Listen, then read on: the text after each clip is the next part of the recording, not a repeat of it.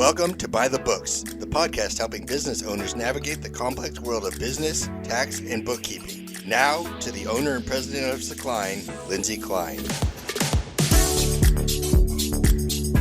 Thanks for joining us, everyone. This is Lindsay Klein with Secline, honest, accurate bookkeeping performed on time, and your host of By the Books. I'm here today with Benjamin Gerald, who is the principal and co-founder of Audible FG, an advisor, a coach, an author, and a public speaker. Did I get it all in? Absolutely. That was a mouthful. That was very good.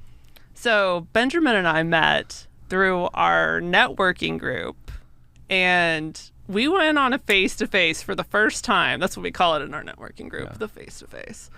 Not to be, what's the other networking group that's a competitor? Not to be confused with the one-to-one. Not a one-to-one. No, It's a face-to-face. We're the face-to-face. It's like a belly-to-belly, but it's a face-to-face. Yes. Yeah, we would not want to confuse it with the belly-to-belly, No, Benjamin. that's an awkward networking meeting. Anyway, we did our face-to-face, I don't know, maybe about a month ago for the first time. And it got later than what we originally planned it. I forgot what happened, but it got pushed later in the afternoon to like happy hour time. And you're like, it's time for drinks. That's the best time to do a face-to-face. Apparently. Obviously. Because we ended up with margaritas. Right. And margaritas make every conversation better. Absolutely. Yes. And nachos. You got to have nachos and queso. But well, and I can't do that right now. So thanks for throwing that out there. I'll be enjoying some queso. Just in your honor of you, what you can't do. I can live vicariously through your taste buds. Yes, absolutely. So that might have been like the most fun face-to-face that I've ever had, actually. Thank you very much. I'll go ahead and take credit for that one. Absolutely. I laughed a lot. It was so much fun. Yeah. So I told Benjamin, I need the happy hour Benjamin today, not the networking. Oh, it'll be completely bland and dry today. So this will be probably the worst podcast you've ever hosted. No. We're not doing that. Okay. And probably both of us, when we get to the networking group, we're more formal. We're more formal. We have a little more, I think, more professional formalities. And not just formal, but they're formality. A little business etiquette. Little less candid. Yeah. Not today. No. Today we're going to tap in, and I wish we had margaritas right now, actually. I actually do. Like... For me, I don't know if you, but there's just a small little. I enjoy it, but it looks like I'm talking into my shoulder. Salt. So this should get really fun then. Absolutely. All right, you came prepared. This is good. All right, so you have a good topic today. Basically, having the end in mind, right? The exit strategy, which you have a way more eloquent way of saying it. So go ahead and say it. Well, no, see, a lot of businesses, No. What? Just the title. The title is Business Succession Planning. There you go. But what's your end game? Just like the Avengers, the end war, you need to have an end game in sight. So, to date, as of right now, aside from my M&M episode, which I teach accounting with M&Ms. That's right now our top video on YouTube. Okay. But number 2, which was number 1 until the M&M episode, was Kurt Coyne, who talked about, is your business sellable? Yeah. So apparently, business owners really like this topic or are interested in this topic. So this is good. Absolutely. I think the reason why is just because there aren't a lot of resources out there for business owners to know about this type of topic. This is one that usually gets left kind of in the blinders because you're so in the moment of what needs to be done now. It's hard to kind of look too far into the future. But what you'll find is it's a very critical part, and at the end of the day, if you don't do it, you'll eventually face it. It's kind of like when people kind of think about the long-term future about retiring. You're going to retire one day. It's going to happen. Well, says who? But have you planned it? Benjamin, I'm not retiring. No. Well, you're going to retire into the earth at some point. You might not retire from your job. Well, okay, so I'll say this. That is one thing that Kurt told me that I'll never forget, because he told me there's going to be an exit at some point. Exactly. It could be because you're dead, but there's going to be an exit. Well, they say every business, there's one of 3 Ds. It either comes from disability, you become disabled and you can no longer do your job, your business. You're going to die, that's a death. Well, that's a pretty final part of your business. or divorce, and some people call it a deal. Maybe you break away from your company, you sell your company. But one of those three is guaranteed to happen. That's a good point. You just don't know when. Right. So when that time comes, whatever the means, you want your business to be as valuable as possible, right? Well, you want to have your business in a place that you want it ultimately to be. It might not be the most valuable. You might actually want the part where some folks love to take a business and sell it at its lowest point to take the loss.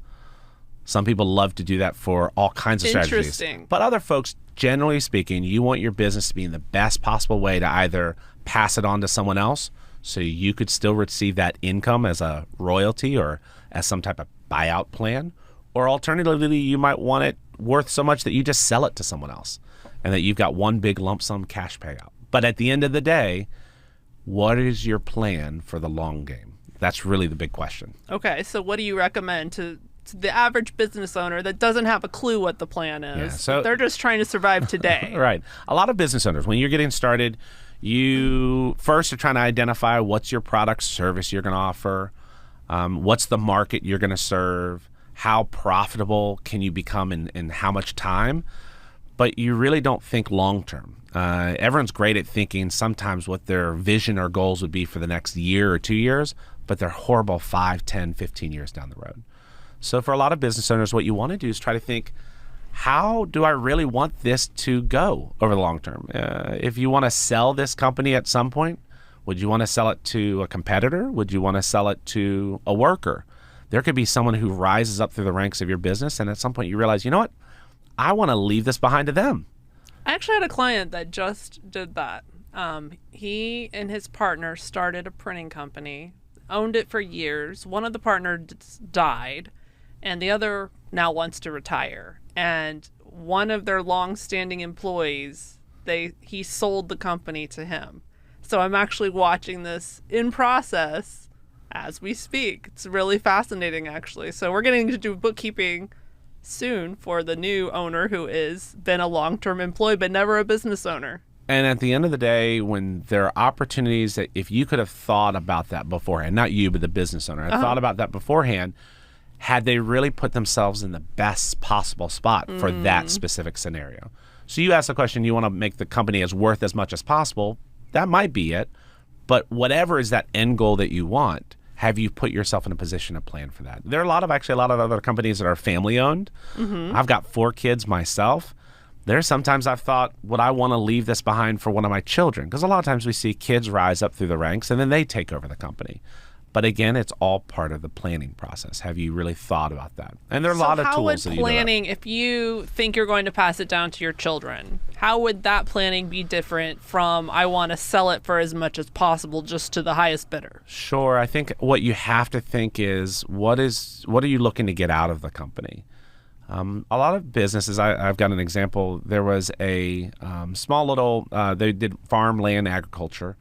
And they didn't have any kids, but what they wanted to do was grow this business. And then because the work required such hard labor, at some point they knew their body, their strength, they just want to be able to keep up with the physical demands. And it was a couple, they were married.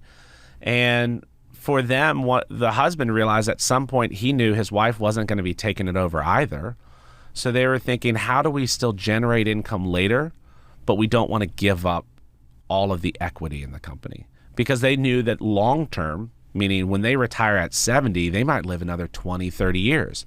The value of that could grow immensely in that time. Sure. And it could grow immensely under new direction. So how do they still own a piece of that equity and that grows? So that's part of the planning process is what's the end game that you want to achieve? Is it royalties or income perpetually that you don't have to worry about running the business, but the business is still paying you? Or are you trying to grow the business to be able to sell it? You look in today's world of M&A, mergers and acquisitions happen all the time. Big conglomerates are always buying up a great idea, especially in today's age of the Googles and the Facebooks. And just recently, you talk about some known gaming communities. I don't know if you're familiar with those, but just recently, Activision, which made a huge series of Call of Duty, Microsoft just bought them out. There are a lot of big companies that's their exit plan is build up an idea. It's like flipping a house and sell that idea.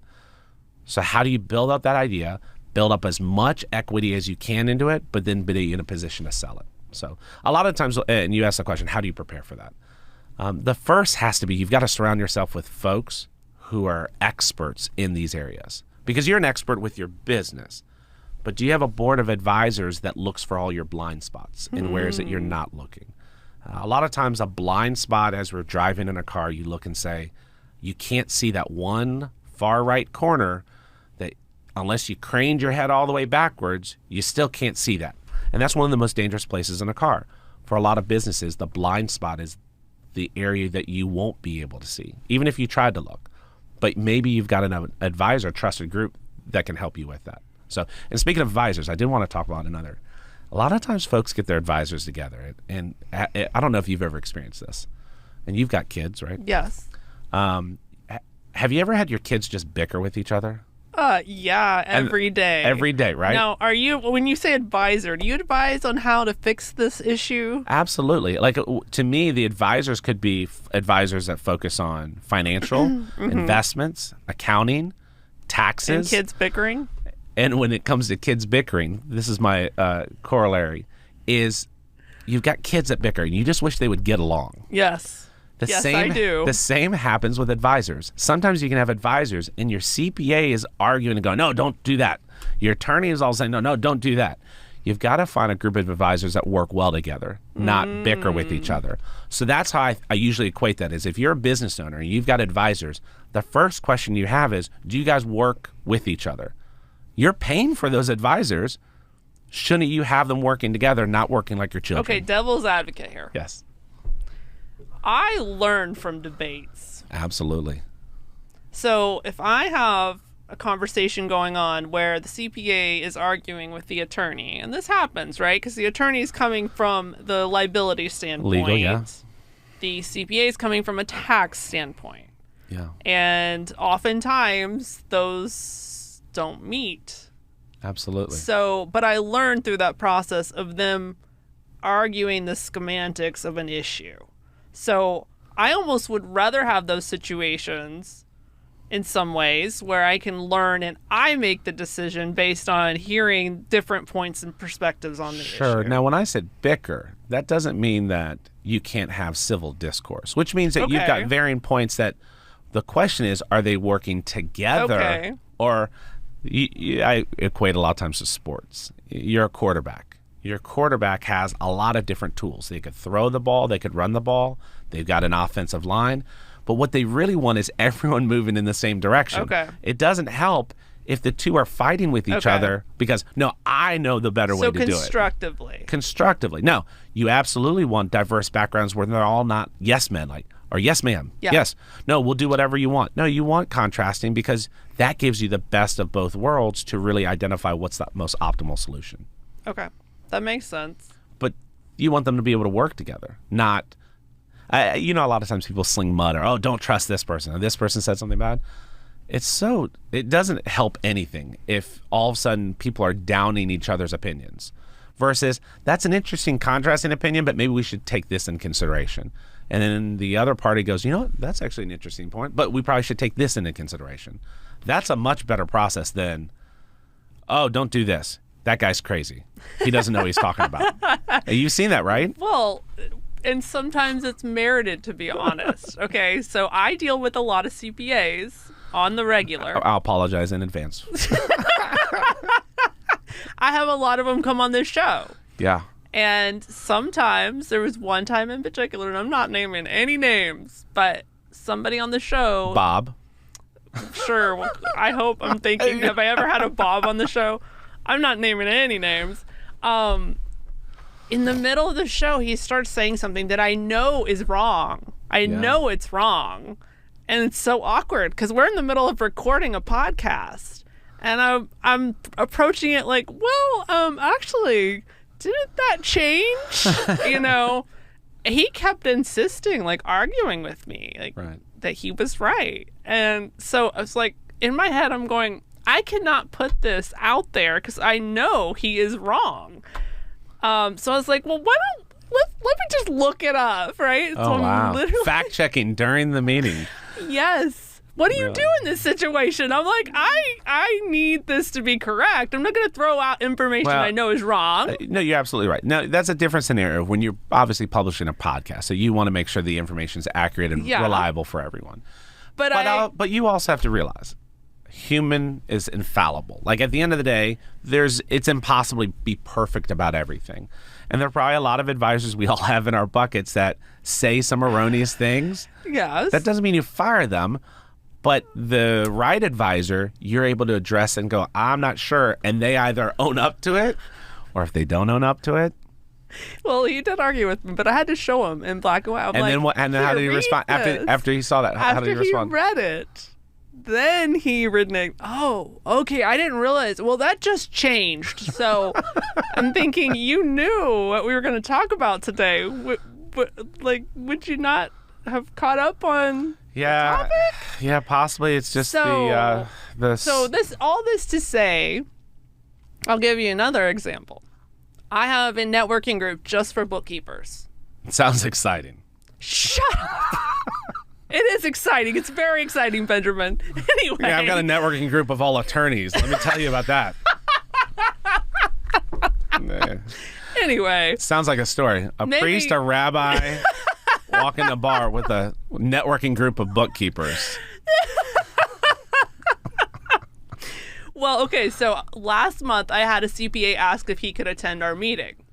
I'm like, sure, that would be great. It would be great to get a CPA's perspective. He was absolutely delirious. Yes, okay. Go ahead. So we had one particular issue. All the bookkeepers agreed. The CPA disagreed. Ooh, wow. He was telling us we were all wrong. A whole table of bookkeepers. Shocking to hear a CPA that adamant about their position. We were all leaving that meeting, and I just ended the conversation with, all right, this is our homework this month. Let's all go do our research. We'll reconvene next month and come back with our findings. Yeah. We all came back with our findings that this guy's still wrong. He's still wrong. Well, we had a new CPA, and this is just last night, our second meeting. He came and agreed with us. They're both CPAs. Totally separate opinions, right? So, well, no, I think you just hit the word on it's an opinion, not necessarily a judgment. Fact. A judgment. It's a perception of their understanding of whatever rule or standard or whatever you're referring to. So it's an opinion. So that's subjective in its nature. I'm leading up to the question of how do people know, even if they have advisors, how do people know they're getting good advice? That's actually a great question. And a lot of times folks just, I can't tell you how many times I come across clients that say, I'm all set. I've got an advisor, everyone. And you ask, well, would it help to just have a second opinion? Yes. Right? And I think the answer is always yes. The answer is yes. And I think a lot of folks don't necessarily take that as a yes. I think there are a lot of times folks just have an implied trust that, well, my advisor knows everything.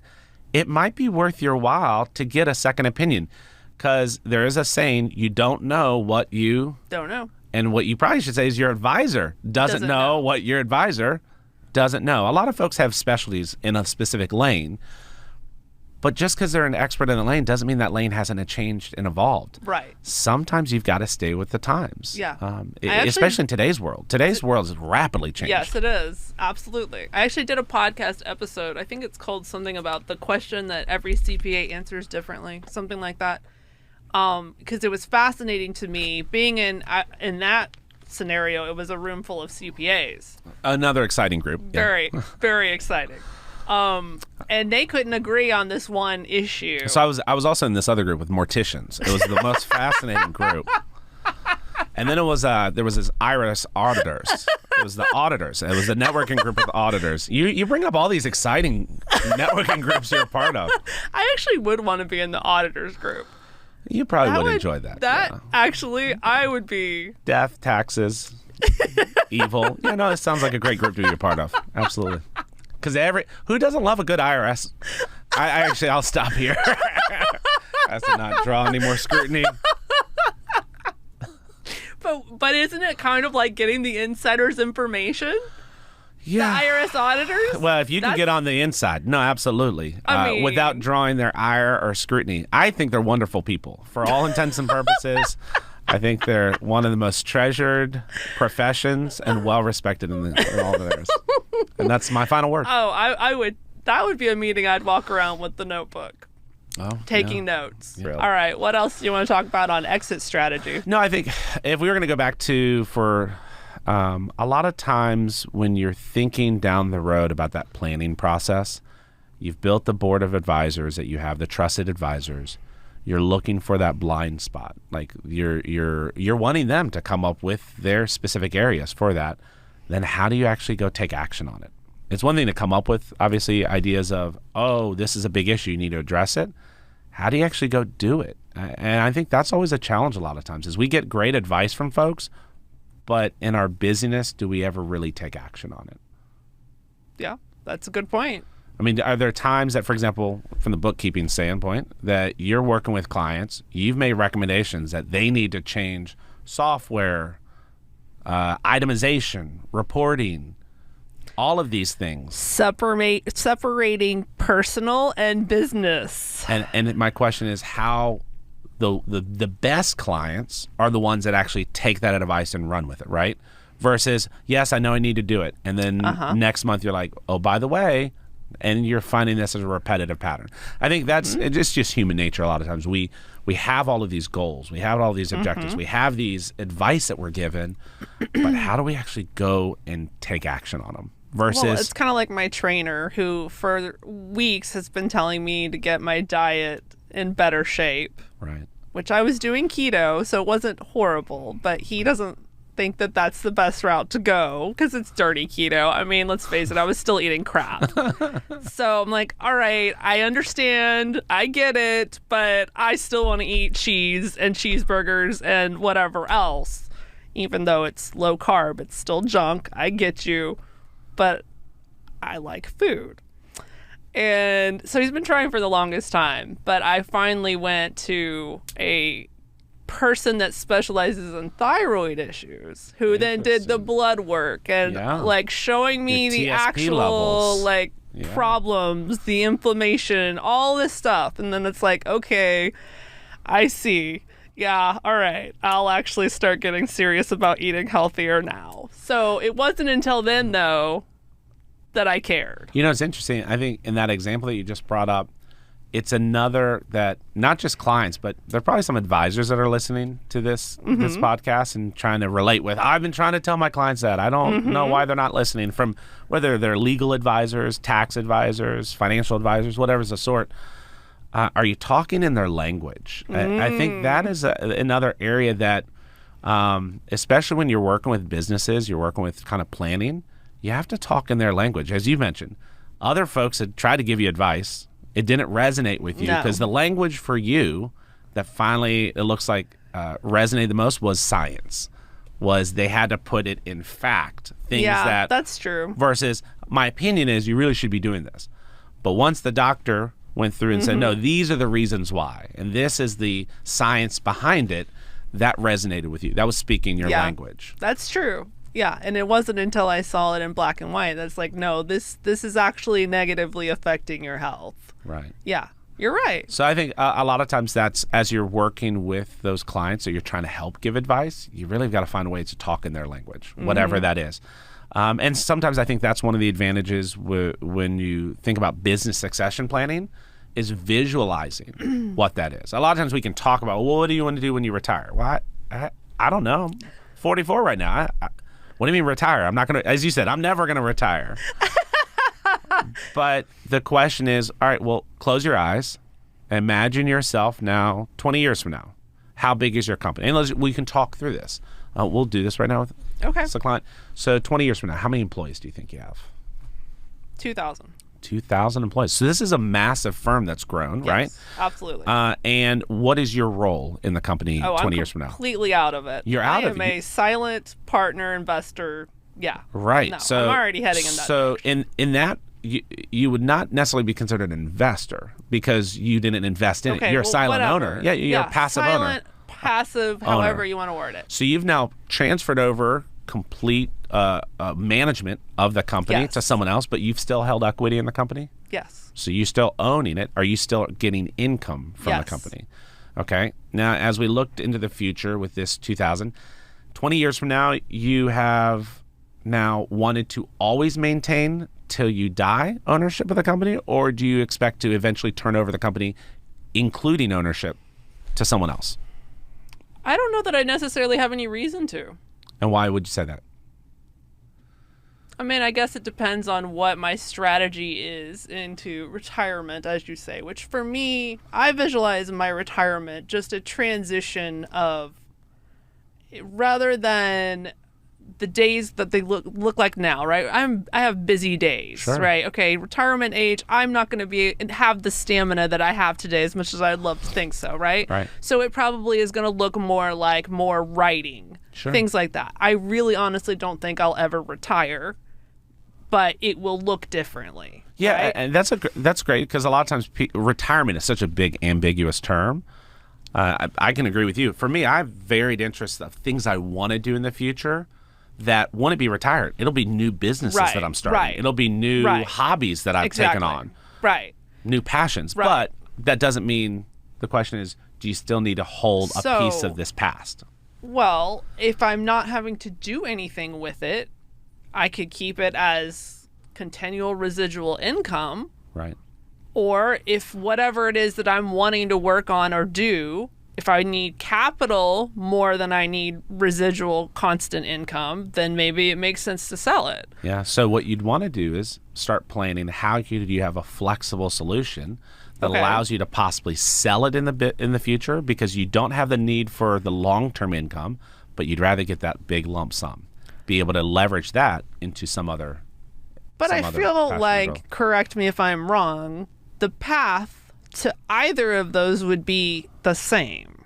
No? No, not necessarily. If you're planning on selling the company eventually, or divesting all ownership that you have in it, you don't necessarily put things in place or agreements in place, especially as you start becoming a passive owner. Those contractual agreements are set in stone perpetually, that you would always maintain, for example, 51% ownership or 49% ownership. But what you might want to do is, if you wanted to possibly sell it, you want to set it up that you'd have that perpetual ownership. You could probably set it up in a way that you were getting a periodic set of payments to buy you out, that the company basically was paying you to buy out your equity and your ownership. So contractually there may be some differences, but in terms of the systems you put into place in the company, I would think the strategy would be the same. It's possible. It's a very ambiguous right now. In your example, you want 2,000 employees. You want to be a passive owner.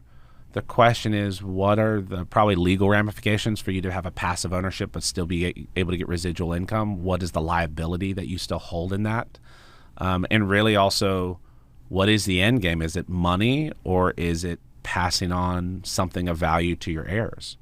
You've got kids. Would that be something that you'd want to So pass on far, to them? none of them have the least bit of interest in bookkeeping. It's kind of like with my dad.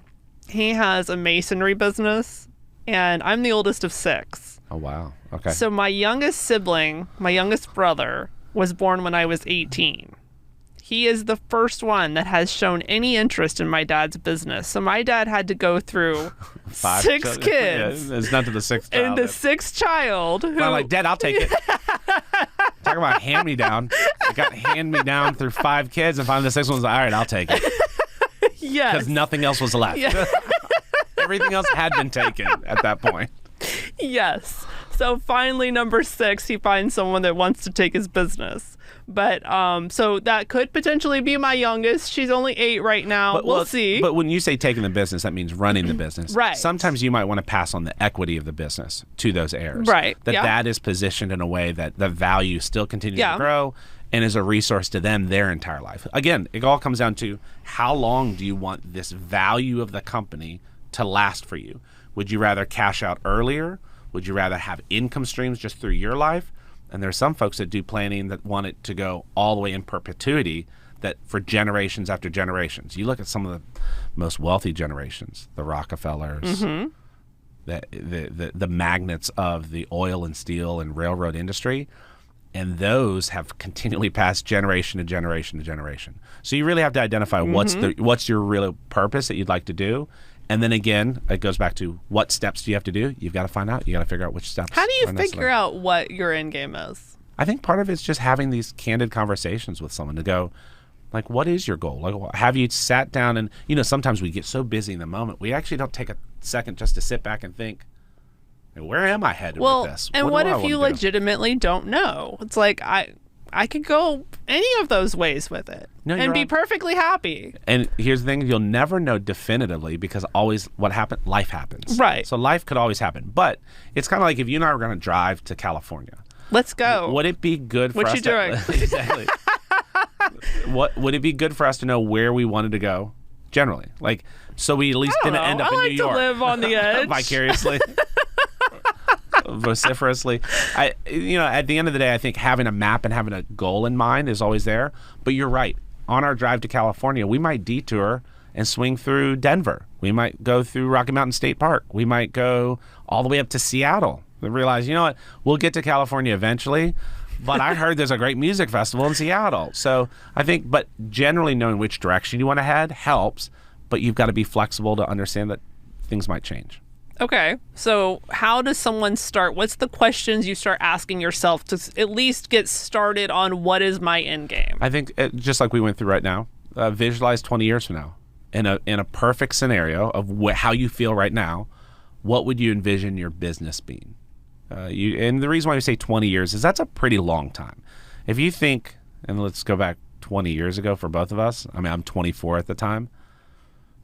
That's a different reality than I could have never imagined myself where I am today 20 years ago. Right. So that's a period of time that's long enough that could drastically change everything. Absolutely. Now, as you get older, I think sometimes that picture becomes a little more clear versus, how many 20-year-olds have no idea what they're doing. Mm-hmm. Like they just come in. And that's part of that process. But if you sat down and visualized, like, where would you want this to be 20 years from now? I think that was pretty profound that you said 2,000 employees. How many employees do you have now? Well, employees, I only have, I guess there's 4 of us total W-2, but I have contractors. Right. So I'm And how many contractors? Would you 3. say? So you've 7, right? That's a pretty, and not in a bad way, that's ambitious to envision 20 years from now, I have 2,000 employees that you have that. So a lot of folks, that's the question. Because now that doesn't come out from nowhere. There's something that leads you to have that vision, right? So with those 2,000 employees, we just keep asking. It's like a layer of an onion. We just keep peeling back those layers and asking more questions. So one thing is bookkeeping. Do you know, is there a household name for bookkeeping services? I don't think there is. I don't think there is either. Right. So why can't we be the first? Absolutely. I think that's where you've also understood your market. You've understood the industry. And also you're leveraging that there are brand name in other sectors or industries. So why isn't there one in this one? Right. And why not become the de facto go-to? Exactly. Absolutely. So, absolutely. In fact, I think 2,000 could be a conservative number. It could be. Well, and then the question is franchising models. There's a million different lot ways of different that you could strategies. expand Definitely. And grow hand over foot. But franchising, and that I guess is a whole other topic, but you lose a lot of control. I got someone great. If you ever want Have you ever seen the movie The Founder? No, I haven't seen that. Okay, you got to go watch that movie. I'll have to look that up. Yeah. So there's McDonald's. It's about McDonald's, right? Ray. Whenever they started franchising McDonald's, and there's one that's serving chicken and waffles. Now known as Chick-fil-A. Just kidding. But like they failed at McDonald's, so they created their own restaurant. Yeah. So I'm just saying, like that comes. I feel like when you franchise, you're babysitting. Possibly. Obviously, that's an entire model, but it could be very rewarding and profitable, especially if you had set it up in a way. I'm not saying it's not, but is it something? It's a completely different management and operations strategy that's completely different from running it yourself. But I will tell you, I just met a business owner last week at a networking meeting. She has a business that she created about 17 years ago, and she is now a franchisor because she realized her exit strategy was franchising gave her the freedom of creating a great idea, being able to replicate that idea and sell that idea without losing the equity of the idea. And for her, it was a great method. And she's been franchising multiple locations and businesses from that. And for her, that's part of her exit strategy. I think I've gotten a little disillusioned with this because I have a number of clients that are franchisees. Right? It's a franchisee when you buy the franchise. Yeah, franchisee is when you buy it. Franchisor is the person who owns the idea and selling the franchise. So franchisees. So I talk to a lot of franchisees that have bought this franchise. Oftentimes, it's people that don't have any prior business experience. Right. And not just specific to the franchise, but no business experience in general. Exactly. Right. Yeah. A lot of people in this situation that think they want to get into business, and they think the best way to do that is to buy a franchise because a lot of the model is already there, and it's like in their mind plug and play, right? So you have a lot of that.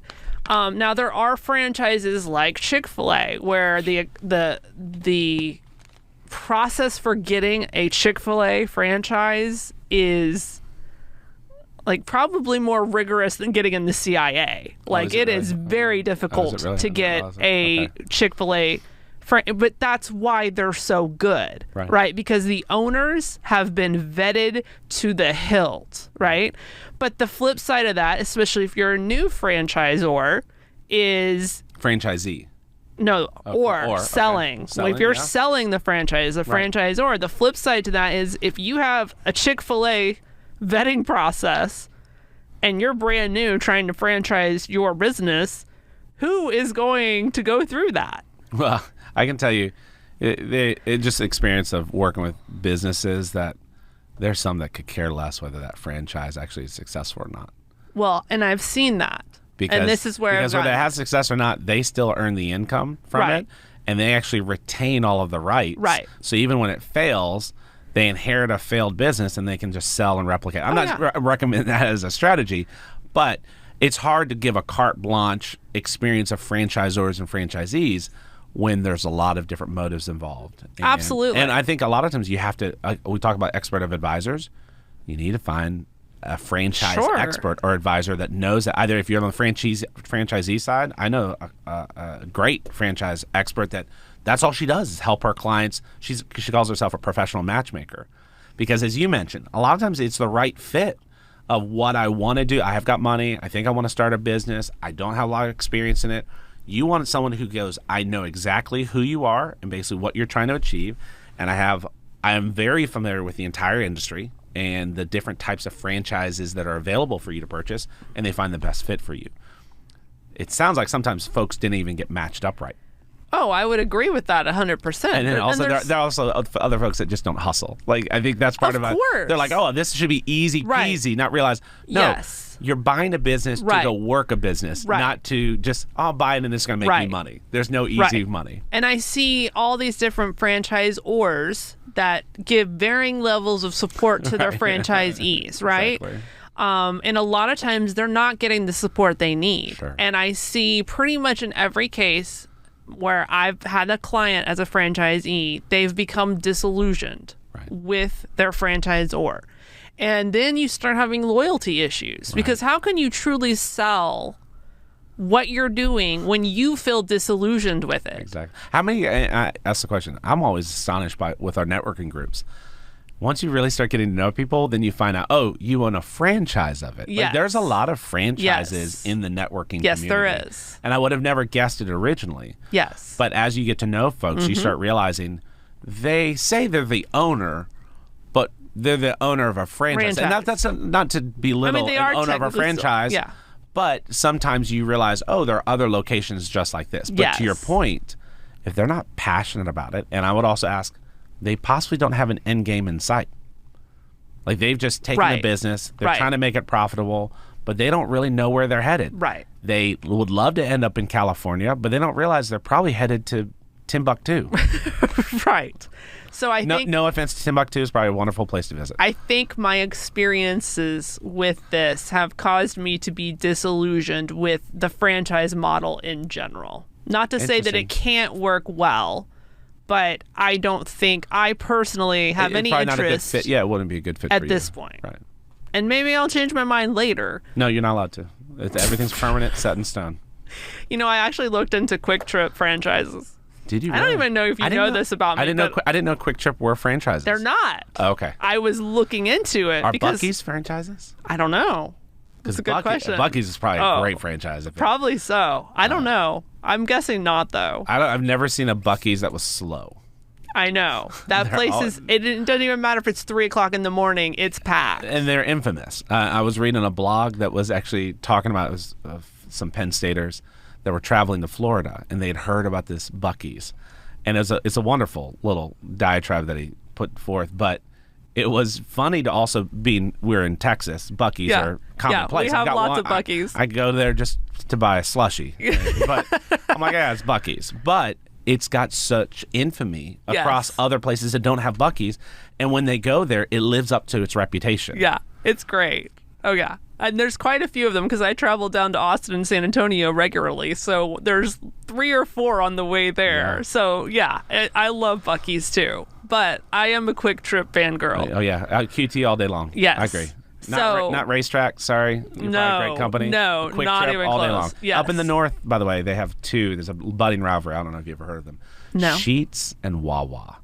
It is probably one of the most heated debates, especially in Pennsylvania. How funny. Wawa is on the east, Sheetz is on the west, and both are great. Interesting. I probably just But do they live up to QT? If any of my friends are watching the podcast, I know I've just insulted some because they said you did not choose a side. I choose both.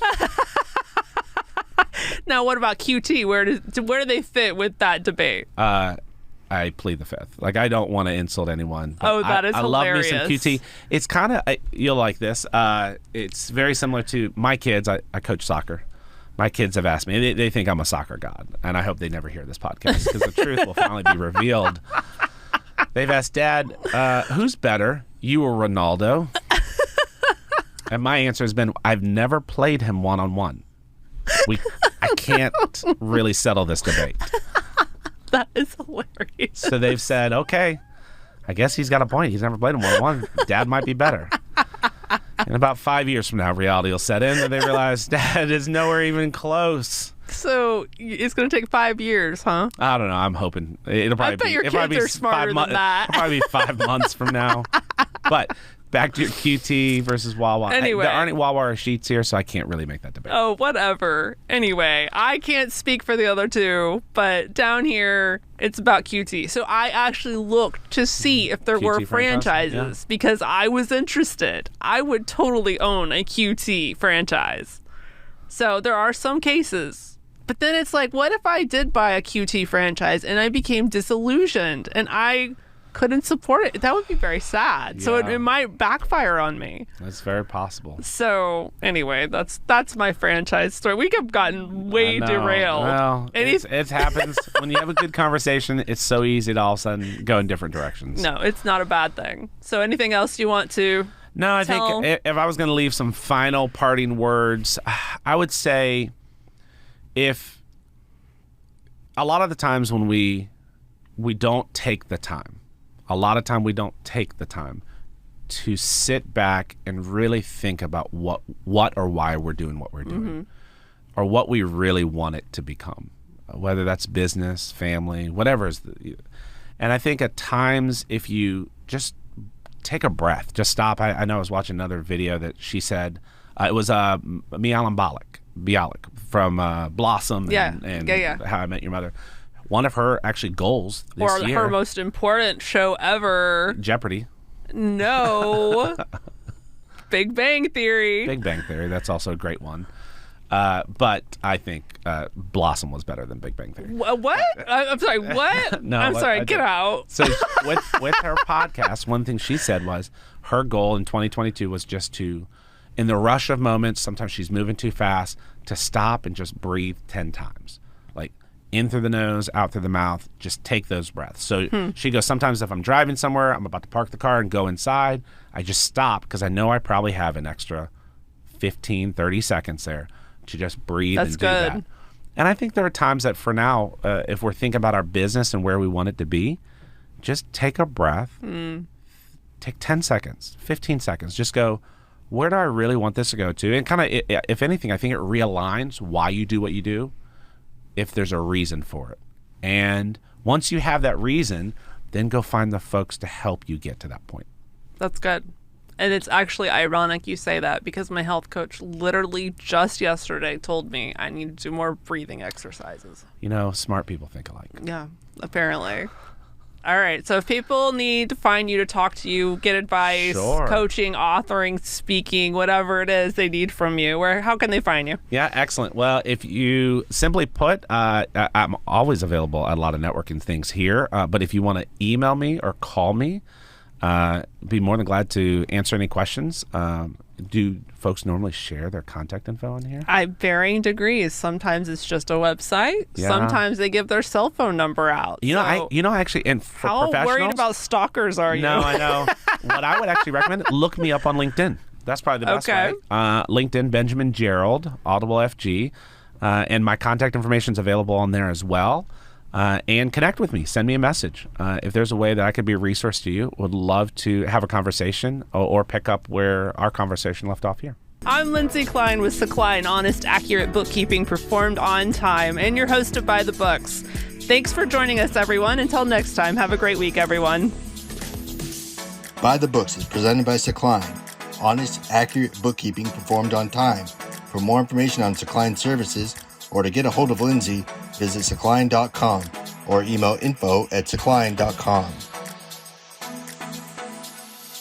The information provided on this website and podcast does not and is not intended to constitute legal advice. Instead, all information, content, and materials available are for general information purposes only. Information provided by Klein may not constitute the most up-to-date legal or other information. Listeners should contact their attorney to obtain advice with respect to any particular legal matter and should refrain from acting on the basis of this information without first seeking legal advice from counsel in the relevant jurisdiction. Only your individual attorney can provide assurances that the information contained herein and your interpretation of it is applicable or appropriate to your particular situation.